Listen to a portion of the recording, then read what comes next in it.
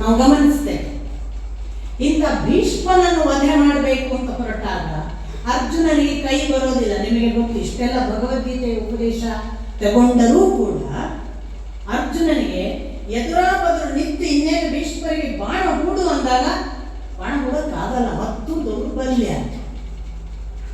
ಗುರುಗಳು, ನಮ್ಮನ್ನು ಸಾಕಿದವರು, ನಮ್ಮ ತಾತ, ಮತ್ತೊಂದು ಎಲ್ಲ ನೆನಪಾಗುತ್ತೆ. ಬಾಣ ಹೂಡಕ್ಕಾಗಲ್ಲ.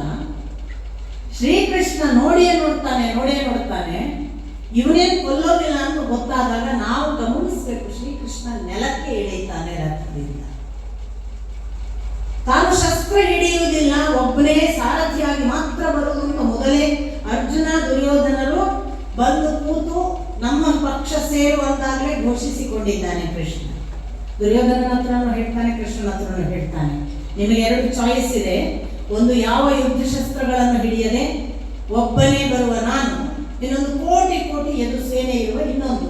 ಯಾವುದು ಆಯ್ಕೆ ಅಂದಾಗ ದುರ್ಯೋಧನ ಹೇಳ್ತಾನೆ, ನನಗೆ ಕೋಟಿ ಕೋಟಿ ಸಂಖ್ಯೆಯಲ್ಲಿರುವ ಎದು ಸೇನೆ ಇರಲಿ ಅಂತ, ನನಗೆ ನೀನೊಬ್ಬ ಸಾಕು ಅಂತ ಅರ್ಜುನ ಹೇಳಿದ್ರು. ಆಗಲೇ ಮಾತು ಕೊಟ್ಟಾಗಿದೆ ಕೃಷ್ಣ, ನಾನು ಶಸ್ತ್ರ ಎತ್ತುವುದಿಲ್ಲ ಅಂತ. ಅವನು ಶಸ್ತ್ರ ಎತ್ತುವುದಿಲ್ಲ ಅಂತ ಮಾತ್ರ ಹೇಳಿದ್ರೆ ಭಾರಿ ಡೇಂಜರ್ ಇತ್ತು. ಅವನು ಸಾರಥಿ ಆಗ್ತೇನೆ ಹೇಳಿದ ನೋಡಿ, ಅಲ್ಲಿ ಇರೋದು ಇಡೀ ಮೂಲ ಗುಟ್ಟು. ಜಗತ್ತಿನ ಇಡೀ ನಿರ್ವಹಣೆ ಮಾಡುವ ಸಾರಥಿ ಶಸ್ತ್ರ ಹಿಡಿಬೇಕಾಗಿಲ್ಲ. ನಮ್ಮ ಯಾವ ಶಸ್ತ್ರವೂ ಅವನ ಮುಂದೆ ಕೆಲಸ ಮಾಡೋದಿಲ್ಲ. ಅದನ್ನು ತೋರಿಸಿದ ಕೃಷ್ಣ, ನಾನು ಸಾರಥಿಯಾಗಿ ಇರ್ತೇನೆ, ನೀನು ಯುದ್ಧ ಮಾಡು, ನಿಮಿತ್ತ ಮಾತ್ರ ಭವ ಸವ್ಯಸಾಚಿನ್ ಅಂತ. ಅದರ ಜೊತೆಗೆ ಆ ಸಾರಥ್ಯದಲ್ಲಿ ಮಾಡಿದ ಕೆಲಸಗಳೆಲ್ಲವೂ ಕೂಡ ಧರ್ಮ ಕಾರಣಕ್ಕೆ ಬೇಕಾದಂತಹ ಎಲ್ಲ ನಿರ್ಭೀತಿಯನ್ನು ಎಲ್ಲೆಲ್ಲಿ ಉಂಟು ಮಾಡಬೇಕಾಗಲ್ಲ. ಹಾಗೆ ಮಾಡುವಾಗ ಕೃಷ್ಣ ಮಾಡಿದ್ದು. ಭೀಷ್ಮಾಚಾರ್ಯರು ಅವರದ್ದೊಂದು ಘೋಷಣೆ ಇತ್ತು, ಶಪಥ ಇತ್ತು, ಕೃಷ್ಣ ಶಸ್ತ್ರ ಹಿಡಿಯುವ ಹಾಗೆ ಮಾಡ್ತೇನೆ. ಇವನು ಹೇಳಿದ್ದಾನೆ, ನಾನು ಶಸ್ತ್ರ ಹಿಡಿಯೋದೆಲ್ಲ ಸಾರಥಿ ಆಗಿರ್ತೇನೆ ಅಂತ.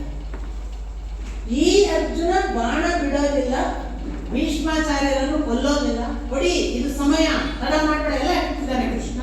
ಹೊಡಿಯಲ್ಲ, ಅರ್ಜುನನ ಒಳಗೊಂದು ವೈಕಲ್ಯ, ಯಾವುದೋ ದೌರ್ಬಲ್ಯ, ಹೊಡೆಯಕ್ಕಾಗಲ್ಲದ ಅಸಹಾಯಕತೆ ನೋಡಿದ ಕೃಷ್ಣ ತಡೆಯಲಿಲ್ಲ. ಈ ಪ್ರಾಣಿ ಇಷ್ಟೇ ಅಂತ ನೆಲಕ್ಕಿಳಿಯುವಾಗ ಸುದರ್ಶನ ಚಕ್ರದ ಸಹಿತ ಹೊರಟೇ ಬಿಟ್ಟ ಕೃಷ್ಣ. ಎರಡು ಸಂಗತಿಗಳು, ಧರ್ಮಕ್ಕಾಗಿ ಯಾವ ಭೀಷ್ಮಾಚಾರ್ಯರನ್ನೂ ಕೂಡ ಕ್ಷಮಿಸಲಿಕ್ಕಿಲ್ಲ. ಇದನ್ನು ಸೂಚನೆ ಕೊಟ್ಟ ಅರ್ಜುನನಿಗೆ ಶ್ರೀಕೃಷ್ಣ. ಭೀಷ್ಮಾಚಾರ್ಯರ ಬಗ್ಗೆ ಗೌರವ ಇಲ್ವಾ? ನಿಮಗೆ ಇಡೀ ಮಹಾಭಾರತದ ಎಲ್ಲ ಪುಟಗಳಲ್ಲಿ ಕೃಷ್ಣ ತೋರಿಸುವ ಏನು ಗೌರವಗಳು ನಿಮಗೆ ವ್ಯಕ್ತ ಆಗ್ತದೆ. ಭೀಷ್ಮಾಚಾರ್ಯರನ್ನು ಬಹುಶಃ ಕೃಷ್ಣ ಗೌರವಿಸುವಷ್ಟು ಇನ್ಯಾರು ಗೌರವಿಸೋದಿಲ್ಲ. ಆ ಪರಿಯ ವಾಕ್ಯಗಳೆಲ್ಲ ಇವೆ. ಸ್ವಲ್ಪ ಮಹಾಭಾರತವನ್ನ ಬೇರೆ ಬೇರೆ ಪುಟಗಳಲ್ಲಿ, ಈವನ್ ಶರಶಯ್ಯಗೆ ಒಳಗಾದ ಮೇಲೆ ಕೂಡ ಕೃಷ್ಣ ಹೇಳುವ ಭೀಷ್ಮಾಚಾರ್ಯರ ಮಾತುಗಳನ್ನು ನೀವು ಕೇಳಬೇಕು. ಭೀಷ್ಮಾಚಾರ್ಯರ ಕುರಿತ ಮಾತುಗಳು ಅಲ್ಲೆಲ್ಲ ಕೂಡ ಅತ್ಯಂತ ಹೈಟ್. ಭೀಷ್ಮಾಚಾರ್ಯರಂದ್ರೆ ಶರಶಯ್ಯಲ್ಲಿದ್ದಾಗ ಕೃಷ್ಣ ಈ ಕಡೆ ಪಟ್ಟಾಭಿಷೇಕಕ್ಕೆ ಸಿದ್ಧರಾಗಿದ್ದಾರೆ, ಎಲ್ಲ ಸೋಲಿಸಿ ಪಾಂಡವರು. ಕೃಷ್ಣನ ಕಣ್ಣಲ್ಲಿ ಕಣ್ಣೀರು ಬರುವುದನ್ನು ನೋಡಿ ಕೇಳುತ್ತಾನೆ, ಯುಧಿಷ್ಠಿರಾದಿಗಳು ಕೇಳುತ್ತಾರೆ, ಯಾಕೆ ಕೃಷ್ಣ, ನಾವಿವಾಗ ಎಲ್ಲ ಯುದ್ಧದಲ್ಲಿ ಗೆದ್ದಿದ್ದೇವೆ, ಪಟ್ಟಾಭಿಷೇಕಕ್ಕೆ ಸಿಂಹಾಸನಕ್ಕೆ ಸಿದ್ಧರಾಗಿದ್ದೇವೆ, ನೀನ್ ಯಾಕೆ ಅಳ್ತಿ? ಕೃಷ್ಣ ಹೇಳ್ತಾನೆ, ನನಗೆ ಪಟ್ಟಾಭಿಷೇಕದ ಚಿಂತೆ ಅಲ್ಲ. ಒಬ್ಬ ಜ್ಞಾನಸೂರ್ಯ ಅಂತರ್ಗತನಾಗ್ತಿದ್ದಾನೆ, ಅಸ್ತಂಗತನಾಗ್ತಿದ್ದಾನೆ. ಆ ಜ್ಞಾನ ಸೂರ್ಯ ಹೋದರೆ ಇನ್ನೊಮ್ಮೆ ಆ ಜ್ಞಾನವನ್ನು ಕೊಡುವವರು ನಮ್ಮ ಒಳಗೆ ಯಾರು ಇಲ್ಲ. ಆ ಜ್ಞಾನ ಸೂರ್ಯನಿಗಾಗಿ ನಾನು ಅಳ್ತಿದ್ದೇನೆ. ಯಾರು? ಅದು ಭೀಷ್ಮಾಚಾರ್ಯ. ಆ ಜ್ಞಾನ ಸೂರ್ಯನ ಹತ್ರ ಹೋಗಿ ಜ್ಞಾನವನ್ನು ಪಡೆಯಿರಿ ಅಂತಲೇ ಕೃಷ್ಣ ಮುಂದೆ ಪಾಂಡವರನ್ನು ಕರ್ಕೊಂಡು ಹೋಗಿ ಅವರ ಮುಂದೆ ನಿಲ್ಲಿಸಿದಾಗ ಉಂಟಾದದ್ದೇ ಶಾಂತಿ ಪರ್ವ, ಅಶ್ವಮೇಧಿಕ ಪರ್ವ, ಅನುಶಾಸನ ಪರ್ವ. ಆ ಇಡೀ ಶಾಂತಿ ಪರ್ವ, ಅಶ್ವಮೇಧಿಕ ಪರ್ವ, ಅನುಶಾಸನ ಪರ್ವವನ್ನು ಓದಿದ್ರೆ ಜಗತ್ತಿನ ಧರ್ಮಶಾಸ್ತ್ರ ಬೇರೆ ಓದಬೇಕಾಗಿಲ್ಲ. ನೀವು ಜಗತ್ತಿನ ಯಾವುದೇ ಧರ್ಮಶಾಸ್ತ್ರಕ್ಕೆ ಸಂಬಂಧಪಟ್ಟ ಪ್ರಶ್ನೆ ಇದ್ರೆ ಅಲ್ಲಿಯ ಪುಟಗಳಲ್ಲಿ ಉತ್ತರ ಇದೆ. ನೀವು ಯಾವುದೇ ವಿಷಯ ತಗೋಬಹುದು. ಅದು ವರ್ಣಾಶ್ರಮ ಧರ್ಮದ ಬಗ್ಗೆ ಇರಬಹುದು, ಪುರುಷಾರ್ಥಗಳ ಬಗ್ಗೆ ಇರಬಹುದು, ಮೋಕ್ಷ ಹೋದ ಮೇಲೆ ಏನಾಗ್ತದೆ, ಪಾಪಕ್ಕೇನು ಫಲ, ಕರ್ಮ ಸಿದ್ಧಾಂತ, ಯಾವುದನ್ನೇ ಕೇಳಿ, ಗೃಹಸ್ಥಾಶ್ರಮದ ಧರ್ಮ ಏನು, ವಾನಪ್ರಸ್ಥಾಶ್ರಮದ ಧರ್ಮವೇನು, ಯಾವುದನ್ನು ತಿಳಿಬೇಕಾದ್ರೂ ಕೂಡ ಆ ನಿರ್ದಿಷ್ಟ ಶಾಂತಿ ಪರ್ವದಿಂದ ನಾವು ಅಶ್ವಮೇಧಿಕ ಅನುಶಾಸನ ಪರ್ವವನ್ನು ಓದಿಬಿಟ್ರೆ ಸಮಗ್ರ ಜ್ಞಾನ ನಮಗೆಲ್ಲರಿಗೂ ಇವತ್ತು ಬಹಳ ವಿಶೇಷ ಅಂತ ಹೇಳುವ ವಿಷ್ಣು ಸಹಸ್ರನಾಮ ಅಲ್ಲಿ ಹುಟ್ಟಿದ್ದು. ಅದು ಭೀಷ್ಮಾಚಾರ್ಯರಿಂದ ಕೂಡ ಮಾಡಿದ್ದು. ಯಾವ ಶಿವ ಸಹಸ್ರನಾಮ ಅಂತ ಇವತ್ತಿಗೂ ಅನೇಕರಿಗೆ ಗೊತ್ತುಂಟು ಇಲ್ಲೋ ನನಗೆ ಗೊತ್ತಿಲ್ಲ. ದುರದೃಷ್ಟವಶಾತ್ ಶಿವ ಸಹಸ್ರನಾಮವನ್ನು ಸಾಕ್ಷಾತ್ ಭೀಷ್ಮಾಚಾರ್ಯರು ಅಲ್ಲಿ ಹೇಳಿದ್ದಾರೆ ಅನ್ನೋದನ್ನು ಅನೇಕ ಜನ ಉಲ್ಲೇಖ ಕೂಡ ಮಾಡೋದಿಲ್ಲ. ಶಿವ ಸಹಸ್ರನಾಮವನ್ನು ಪಠಣ ಮಾಡುವ ಪರಂಪರೆಯನ್ನು ಕೂಡ ಶೈವರು ಉಳಿಸ್ಕೊಂಡಿಲ್ಲ ಅನ್ನುವಷ್ಟು ಅದು ಅಲ್ಲಿ ಅಡಗಿಬಿಟ್ಟಿದೆ. ಅದನ್ನು ಕೊಡ ಮಾಡಿದವರು ಕೂಡ ಭೀಷ್ಮಾಚಾರ್ಯ. ಎಲ್ಲವನ್ನು ಕೊಡ ಮಾಡುವುದಕ್ಕೋಸ್ಕರ ಮತ್ತು ಜಗತ್ತಿಗೆ ಜ್ಞಾನವನ್ನು ಕೊಡಿಸಬೇಕು ಅನ್ನುವ ಒಂದು ಉದ್ದೇಶಕ್ಕೋಸ್ಕರ ಆ ಭೀಷ್ಮಾಚಾರ್ಯರನ್ನು ಆ ಎತ್ತರದಲ್ಲಿಟ್ಟ ಕೃಷ್ಣನೇ ಇವರು ಇನ್ನು ಬದುಕಿರಬಾರದು ಅಂತ ತೀರ್ಮಾನ ಮಾಡ್ತಾನೆ. ಅದು ವೈರುಧ್ಯದ ಹಾಗೆ ಕಾಣಿಸುವುದಲ್ಲ, ಅದು ಕೃಷ್ಣನ ವ್ಯಕ್ತಿತ್ವ. ವೈರುಧ್ಯ ಅಲ್ಲ. ಅಧರ್ಮಕ್ಕೆ ಅಧರ್ಮದ ಶಿಕ್ಷೆ, ಧರ್ಮಕ್ಕೆ ಸಲ್ಲಬೇಕಾದ ಗೌರವ. ಅಧರ್ಮ ಯಾವುದು? ಪಕ್ಷಪಾತಿಯಾಗಿ ಅನ್ನದ ಋಣಕ್ಕಾಗಿ ಆ ಪಕ್ಷದಲ್ಲಿ ನಿಂತು ಯುದ್ಧ ಮಾಡ್ತಾ ಇದ್ದಲ್ಲ, ಕೊಲ್ಲಬೇಕು, ಮುಗಿಸ್ಬೇಕು.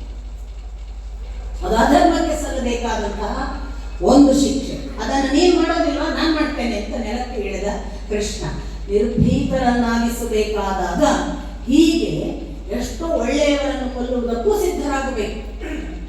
ಎಷ್ಟೋ ಧರ್ಮಿಷ್ಠರನ್ನು ಕೂಡ ಅವರು ಮಾಡಿದ ಅಧರ್ಮದ ಒಂದು ತಪ್ಪಿಗಾಗಿ ಇಲ್ಲವಾಗಿಸಬೇಕು ಈ ಭೂಮಿಯಲ್ಲಿ. ಇಂಥ ಒಂದು ಕಠೋರ ನಿಲುವು ಶ್ರೀಕೃಷ್ಣನದು. ಹಾಗಾಗಿ ತಾನು ಮಾಡಿದ ಶಪಥವನ್ನು ಕೂಡ ಮುರಿತಾನೆ. ಎರಡು ಕಾರಣಕ್ಕೆ. ಒಂದು, ಅಧರ್ಮ ಮೇರೆ ಇರ್ತಿದ್ರೆ ಶಪಥ ಕೂಡ ಸೈಡ್ ಲೈನ್ ಆಗಬಹುದು. ಕೃಷ್ಣ ಶಪಥ ಮುರಿದಿದ್ದಾನಲ್ಲ, ಕೃಷ್ಣ ಮಾತು ತಪ್ಪಿಸಿದಾನಲ್ಲ, ನಾವು ತಪ್ಪಿಸಿದ್ರೆ ಏನು ಅಂತ ಅಷ್ಟೇ ನೋಡುವವರು ಅವನು ನಡೆಸಿದ ಮಾತು ಎಷ್ಟು, ನಾವೆಷ್ಟು ನಡೆಸಿದ್ದೀವಿ ಅಂತ ನೋಡಿ ಕಡೆಗೆ ಆ ಮಾತು ಹೇಳಿ ಎಲ್ಲವನ್ನೂ ನಡೆಸಿ ಒಂದು ಯಾವುದೋ ಚ್ಯುತಿ ಆದ್ರೆ, ಯಾವಾಗಲೂ ನಮಗೆ ಲಾದಲ್ಲಿ ಒಂದು ಮಾತು ಇದೆ, ಯಾವುದಾದ್ರೂ ಒಂದು ಮಾತ್ರ ಉದಾಹರಣೆ ಸಿಕ್ಕರೆ that is called exception. That cannot be law. ಅದು ಕಾನೂನು ಅಲ್ಲ, ಅದು ಅಪವಾದ ಮಾತ್ರ. ಕಾನೂನಾಗುವುದು 10-20 ಉದಾಹರಣೆಗಳು ಸಿಕ್ಕರೆ, ಕೃಷ್ಣ ಮಾಡಿದ ಅಪವಾದದ ಉದಾಹರಣೆಗಳನ್ನು ಇಟ್ಟುಕೊಂಡು ನಮಗೆ ಸಾಮಾನ್ಯ ಕಾನೂನುಗಳನ್ನು ಮಾಡಿಕೊಳ್ಳುವ ಅತಿರೇಕಕ್ಕೆ ನಾವು ಹೋಗಬಾರದು. ಅವನು ಅಷ್ಟು ಜನ ಹೆಣ್ಮಕ್ಳೊಟ್ಟಿಗಿದ್ದಾನಪ್ಪ, ನಾವಿದ್ರೆ ಏನು? ಅನೇಕ ಜನ ಗಂಡಸರು ಬಹಳ ದೊಡ್ಡ ಪ್ರಶ್ನೆ ಇದೆ. ಅವನು ಬಾಲ್ಯ ಇನ್ನು ಹಲ್ಲು ಮೂಡುವ ಹೊತ್ತಿಗೆ ಒಬ್ಬ ಪೂತನೆಯನ್ನು ಕೊಂದಿದ್ದಾನಲ್ಲ, ಅದನ್ನು ಮಾಡಿ ತೋರಿಸಿ, ಆಮೇಲೆ ಎಲ್ಲ ಹೆಣ್ಮಕ್ಳ ಹತ್ರ ಹೋಗೋ ತಾಕತ್ತು ಅಂತ ಯೋಚನೆ. ಕೃಷ್ಣ ಮಾಡಿದ ಇತರ ಕೆಲಸಗಳನ್ನು ಮಾಡಿ ಸ್ವಾಮಿ, ಆಮೇಲೆ ನಾವು ಕೂಡ ಕೃಷ್ಣನ ಹಾಗೆ ಅಂತ ಘಂಟಾಘೋಷವಾಗಿ ಹೇಳಿ. ಕೃಷ್ಣ ಮಾಡುವಾಗ ಈ ತರದ ಒಂದು ನಿರ್ಭೀತಿಯನ್ನು ಉಂಟು ಮಾಡುವುದಕ್ಕೆ ಯಾವ ಯಾವ ಹೆಜ್ಜೆ ಇಟ್ಟಿದ್ದಾನಲ್ಲ, ನಾನು ಯಾವಾಗಲೂ ಒಂದು ಮಾತು ಹೇಳ್ತೇನೆ, ಜಗತ್ತಿನಲ್ಲಿ ಒಬ್ಬ ಮಿಸ್ಟೇಕ್ ಅಂತ ತೋರಿಸುವುದಕ್ಕೆ ಒಂದೇ ಒಂದು ತಪ್ಪು ಉಳಿಸದೆ ಪ್ರತಿಯೊಂದನ್ನು ಎಕ್ಯುರೇಟ್ ಆಗಿ ಮಾಡಿ ಯಾವ ದೋಷವಿಲ್ಲದ ನಿರ್ದೋಷ ಸ್ಥಿತಿಯಲ್ಲಿ ಕೆಲಸಗಳನ್ನು ಮಾಡುವಾಗ ತನ್ನ ಸ್ವಾರ್ಥ, ತನಗೆ ಯಾವುದೋ ಮೋಸ, ತನಗೊಂದು ಲಾಭ, ಯಾವ ಅಪೇಕ್ಷೆಗಳನ್ನು ಉಳಿಸಿಕೊಳ್ಳದೆ ಜಗತ್ತಿನ ಸಕಲರ ಒಳಿತಿಗಾಗಿ ಯಾವ ಚ್ಯುತಿ ಇಲ್ಲದ ಒಂದು ಪರ್ಫೆಕ್ಟ್ ಕೆಲಸ ಮಾಡಿದ್ರೆ ಅದು ಶ್ರೀಕೃಷ್ಣ. ಇದೊಂದು ಉದಾಹರಣೆ ಸಿಗಲ್ಲ ನಿಮಗೆ. ಎಲ್ಲೋ ಒಂದು ಕಡೆ ತಪ್ಪು ಮಾಡಿದ ಉದಾಹರಣೆ ನಮಗೆ ಬೇಕಾದಷ್ಟು ಬೇರೆ ಅವತಾರಗಳಲ್ಲಿ ನಾವು ಹುಡುಕಬಹುದು. ಶ್ರೀಕೃಷ್ಣನ ಅವತಾರದಲ್ಲಿ ಸಂಪೂರ್ಣ ಸಮಗ್ರವಾಗಿ ವೇದವ್ಯಾಸರ ಭಾರತವನ್ನು ಓದಿದ್ರೆ ಪ್ರತಿ ಘಟನೆಗೆ ಏನ್ ಕಾರಣ ಅಂತ ನಮಗೆ ಗೊತ್ತಾಗುತ್ತೆ. ಕಾರಣ ಇಷ್ಟೇ, ಒಂದು ನಿರ್ಭೀತ ವಾತಾವರಣವನ್ನ ಉಂಟು ಮಾಡುವ ಅಭಯ ಹಸ್ತ ಅದು ಶ್ರೀಕೃಷ್ಣನಾಗಿ ಬಂದದ್ದರಿಂದ ಅಭಯವನ್ನು ಕೊಡಬೇಕಾದ್ರೆ ಭೀತಿಗೆ ಕಾರಣವಾದ ಅಧರ್ಮವನ್ನು, ಅರಾಜಕತೆಯನ್ನು, ಅನ್ಯಾಯವನ್ನು, ಮೋಸವನ್ನು ತೊಡೆದು ಹಾಕಬೇಕು. ಆ ಕೆಲಸಕ್ಕೆ ಟೋಕನ್ ಕಟ್ಟಿ ನಿಂತವ ಶ್ರೀಕೃಷ್ಣ ಒಬ್ಬನೇ. ಹಾಗಾಗಿ ಭೀಷ್ಮಾಚಾರ್ಯರ ಒಂದು ವಿಷಯ ಅಲ್ಲ, ದ್ರೋಣಾಚಾರ್ಯರಿಗೆ ಸಂಬಂಧಪಟ್ಟು ಬಂದಾಗ ಭೀಷ್ಮಾಚಾರ್ಯರಿಗೆ ಇನ್ನೊಂದು ಅವನು ಭಕ್ತ ಭೀಷ್ಮಾಚಾರ್ಯ ಶ್ರೀಕೃಷ್ಣನದ್ದು ನಮಗೆ ಅದು ಪಕ್ಕಾ ಪ್ರಕಟ ಆಗತ್ತೆ. ಅದಕ್ಕೇನೆ ಭೀಷ್ಮಾಚಾರ್ಯ ಪದೇ ಪದೇ ಮಕ್ಕಳು ದುರ್ಯೋಧನಾದಿಗಳು ಯಾರು ನಮಸ್ಕಾರ ಮಾಡಿ ಆಶೀರ್ವಾದ ಕೇಳುವಾಗ ಹೇಳೋದು ಅದನ್ನೇ, ಎಲ್ಲಿ ಧರ್ಮವಿದೆಯೋ ಅಲ್ಲಿ ಜಯವಾಗ್ತದೆ, ಎಲ್ಲಿ ಕೃಷ್ಣನಿದ್ದಾನೋ ಅಲ್ಲಿ ಜಯವಿದೆ ಅಂತಲೇ ಅವರು ಆಶೀರ್ವಾದ ಮಾಡೋದು. ಅಷ್ಟು ಕೃಷ್ಣ ಭಕ್ತರು. ಕೃಷ್ಣ ಭಕ್ತರಾದ ಭೀಷ್ಮಾಚಾರ್ಯ ಒಂದು ಶಪಥ ಮಾಡಿದ್ರು, ನಾನು ನನ್ನ ಯುದ್ಧದಲ್ಲಿ ಶ್ರೀಕೃಷ್ಣ ಅಸ್ತ್ರ ಹಿಡಿಯುವ ಹಾಗೆ ಮಾಡ್ತೇನೆ ಅಂತ. ಭಕ್ತನ ಮಾತು ಸುಳ್ಳಾಗಬಾರ್ದಲ್ಲ. ನೋಡಿ, ನಮೇ ಭಕ್ತ ಪ್ರಣಶ್ಯ, ನನ್ನ ಭಕ್ತ ಹಾಳಾಗುವುದಿಲ್ಲ, ನನ್ನ ಭಕ್ತ ಕೇಳುವುದಿಲ್ಲ ಅಂತ ಮಾತಾಡಿದ. ನೀವು ಭಗವದ್ಗೀತೆ ಯಾವ ಮಾತು ತಗೊಳ್ಳಿ, ಕೃಷ್ಣನ ನಡೆಯಲ್ಲಿ ಅದನ್ನು ಪ್ರೂವ್ ಮಾಡಿದ್ದಾನೆ. ಕೃಷ್ಣ ಎಲ್ಲ ಕಡೆ ಸಿಗುತ್ತೆ. ನಾವು ಒಂದೊಂದು ಶ್ಲೋಕ ಇಟ್ಕೊಂಡು ಹೇಳ್ಬೋದು. ಅದಕ್ಕೆ ಇದು ಉದಾಹರಣೆ. ನನ್ನ ಭಕ್ತ ಎಂದು ಕೆಡುವುದಿಲ್ಲ ಅನ್ನುವ ಮಾತಿಗೆ, ನನ್ನ ಭಕ್ತ ಯಾವತ್ತು ನನ್ನನ್ನು ನಂಬ್ತಾನೋ ಅವನನ್ನು ನಾನು ಕೈ ಬಿಡೋದಿಲ್ಲ, ನಾನು ಯಾವ ಭಕ್ತನನ್ನು ಎತ್ತಿಕೊಂಡಿದ್ದೇನೋ ಅವನು ಎಂದು ನನಗೆ ಇಲ್ಲವಾಗುವುದಿಲ್ಲ ಅನ್ನುವಂತಹ ಮಾತು ಕೂಡ ಭಗವದ್ಗೀತೆಯಲ್ಲಿದೆ. ಭೀಷ್ಮಾಚಾರ್ಯರು ಭಕ್ತರು, ಅವರು ನನ್ನನ್ನು ನಂಬಿದ್ದಾರೆ, ಅವರ ಮಾತು ಸುಳ್ಳಾಗಬಾರದು. ಇತ್ತ ಧರ್ಮ ಕಾರಣಕ್ಕೆ ಬಂದವ ಅನ್ಯಾಯ ಮೋಸ ಗೆಲ್ಲಬಾರದು. ಹಾಗಾಗಿ ಆ ಶಸ್ತ್ರ ಅಸ್ತ್ರ ಹಿಡಿಯುವುದಿಲ್ಲ ಅನ್ನವ ಹಿಡಿದ. ಏಕಕಾಲಕ್ಕೆ ಅಂಥ ಅಧರ್ಮಿಗಳು ಈ ನೆಲದಲ್ಲಿ ಇರಬಾರದು ಅಂತ ಅರ್ಜುನನಿಗೆ ಪಾಠ ಮಾಡಿದ. ಮುಂದೆ ಅರ್ಜುನನಿಂದ ಅವರನ್ನು ಶರಶಯ್ಯಗೆ ದೂಡಿದ. ಗುರುಗಳು ಅಂತ ಕೊಲ್ತಾನೇ ಇರಲಿಲ್ವೋ ಏನೋ ಕಡೆಯವರೆಗೂ ಅರ್ಜುನ ಬಿಡಲಿಲ್ಲ. ದ್ರೋಣಾಚಾರ್ಯರ ವಿಷಯದಲ್ಲಿ ಎಂದೂ ಸುಳ್ಳು ಹೇಳದ ಯುಧಿಷ್ಠಿರನ ಕೈಯಲ್ಲಿ ಹೇಳಿ ಸುಳ್ಳು ಅಂತ ಒತ್ತಾಯ ಮಾಡಿಸ್ತಾನೆ ಕೃಷ್ಣ.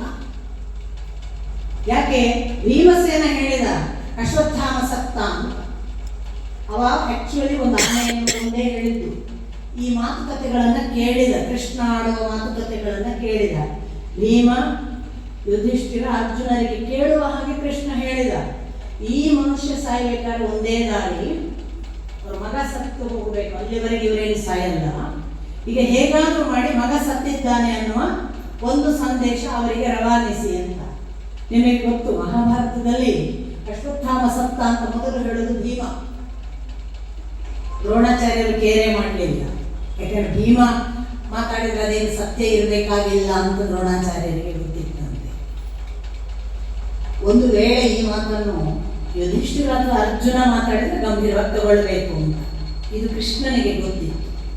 ಭೀಮ ಹೇಳಿದ್ರೆ ಈ ದ್ರೋಣಾಚಾರ್ಯ ಈ ಮುದುಕ ಕೇಳಲ್ಲ, ಈಗ ದಿನಕ್ಕೆ 10,000 ಜನರಿಗೆ ಕೊಡ್ತಾ ಹೋದ್ರೆ ಬ್ರಹ್ಮಜ್ಞಾನಿ ತಪಸ್ವಿ ಮಾಡಿದ ತಪಸ್ಸಿನ ಫಲ ಎಲ್ಲ ಉಲ್ಟಾ ಆಗಿ ನಾಳೆ ಅಕೌಂಟಿನಲ್ಲಿ ನಾಳೆ ಒಂದಿಷ್ಟು ಪಾಪದ ಲಿಸ್ಟ್ ಉಳಿದು ಪ್ರಾರಬ್ಧಕ್ಕೆ ಉಳಿದಿತ್ತು. ಈ ಮನುಷ್ಯನನ್ನು ಈಗ ಈ ಬಿಡುಗಡೆ ಮಾಡದಿದ್ರೆ ಎಷ್ಟೋ ಪುಣ್ಯ ಮಾಡಿರ್ತೇವೆ, ಎಷ್ಟೋ ಪಾಪ ಮಾಡಿರ್ತೇವೆ. ಜೀವನ ಅಂದ್ರೆ ಎರಡರ ಸಮಫಲ. ಸಮಫಲ ಆದ್ರೆ ನಲ್ಲಿ ಆಗುತ್ತೆ, ನಾವು ಮುಕ್ತರಾಗ್ತೇವೆ. ಸಮಫಲ ಆಗಿ ವಿಷಮ ಫಲ ಇದ್ರೆ ಒಂದು